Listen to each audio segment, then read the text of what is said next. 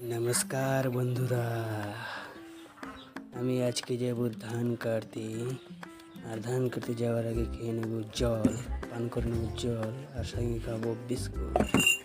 চলো গরম জলটা জলের মধ্যে মিশিয়ে নিই। গরম জলটা ঠান্ডা জলে মিশিয়ে নেব এবং তারপরে দেখবো চেক করে যে ঠান্ডা না গরম। আবার একটু মিশিয়ে নিয়ে জলটা পান করবো।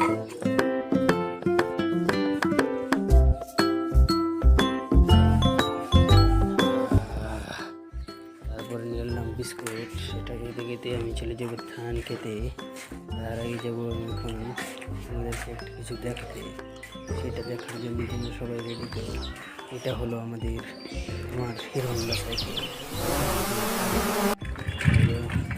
যাওয়া যাক, সাইকেল নিয়ে আমি রাস্তা দিয়ে বেরিয়ে পড়লাম।